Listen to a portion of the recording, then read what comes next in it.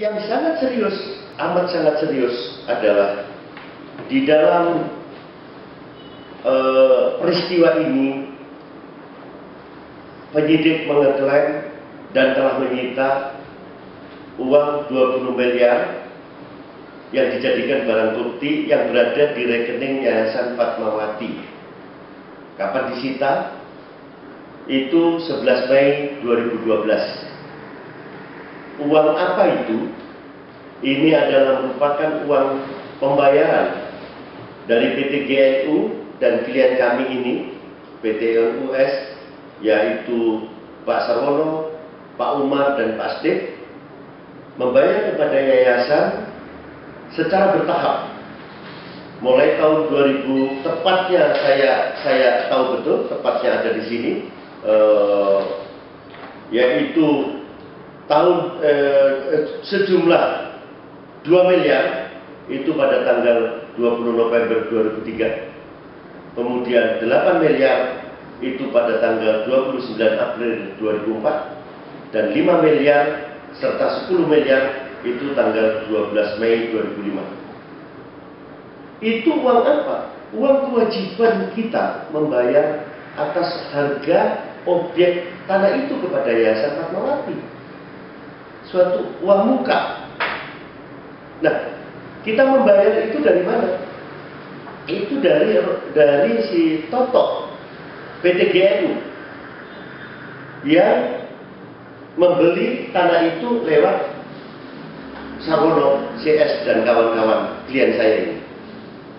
Itu berdasarkan Akta 225 dan berdasarkan adendum Akta nomor 225 tanggal 18 November 2003 dan adendum Akta nomor 21 tahun 2 Mei tanggal 2 Mei tahun 2005 di hadapan Notaris Kartono SH.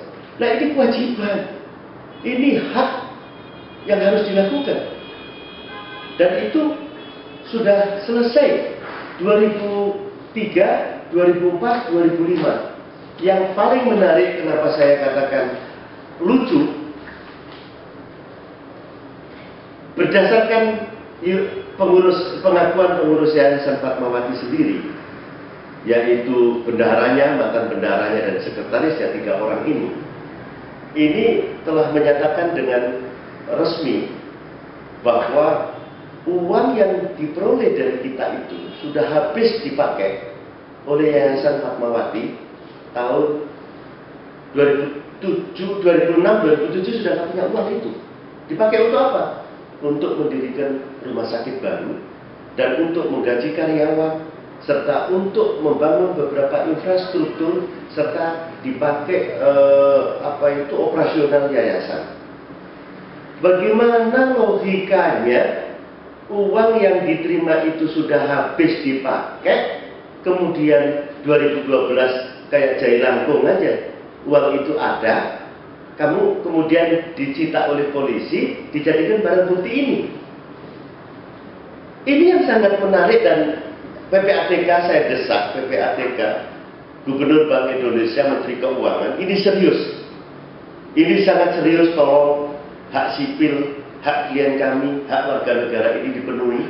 Tunjukkan itu mengenai tolong dibuka rekeningnya yayasan itu, sehingga akan muncul uang siapa itu.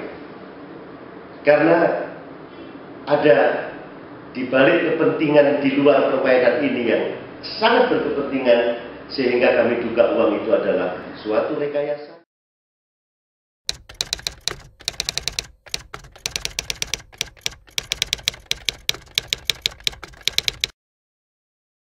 Jadi jika benar bahwa keterangan para saksi dan kesaksian para pengurus Yayasan Fatmawati, di mana pihak yang menerima pembayaran dari klien saya itu adalah benar, di mana uang itu sudah habis dipergunakan, maka di sini perlu saya duduki. Kalau sudah habis, logikanya kan tidak ada lagi uang yang berasal dari itu tadi yang bisa disita. Kok kemudian ada? Apa ini? Mengapa ini dilakukan? Apa latar belakangnya dan apa dasar hukumnya? Serta bertujuan apa? Ini yang harus betul-betul digunakan hati nurani itu. Yang kedua, kalau benar bahwa terjadinya seperti itu dan uang itu diadakan hanya untuk sebuah rekayasa, dan sebuah rekayasa ini ditunjukkan kepada publik, diklaim sebagai suatu reputasi dan prestasi, apakah ini tidak kebohongan publik yang nyata-nyata adalah suatu kejahatan?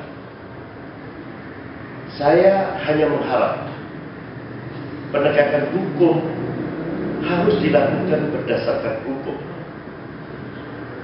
dan tidak boleh dengan cara-cara melakukan pelanggaran hukum. Sebab bagaimana jadinya republik kita ini kalau punya kewenangan hukum yang bisa menegakkan hukum, tapi cara yang dilakukannya adalah melanggar hukum. Saya orang yang sangat respect dan sependapat dengan statement Bapak Kapolri beberapa waktu yang lalu, yang menyatakan di depan para perwira tinggi Polri, di perwira menengah seluruh jajaran kepolisian, beliau menyatakan bahwa penegakan hukum dengan mengabaikan etika adalah perbuatan preman, dan menggeledah atau menahan seseorang sembarangan, menangkap orang secara sembarangan, itu adalah perbuatan garong.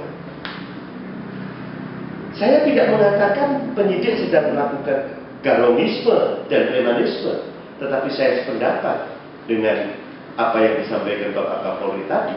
Itu artinya saya meyakini bahwa seluruh jajaran ini akan mengacu di dalam penegakan hukum, akan selalu mengedepankan etika dan akan tidak sembarangan. Nah, kalau kemudian dilakukan dengan sembarangan, apalagi dengan sengaja melawan hukum, taruhlah bahwa uang yang disita itu adalah benar uang rekayasa. Apakah ini tidak identik dengan kriminalisasi?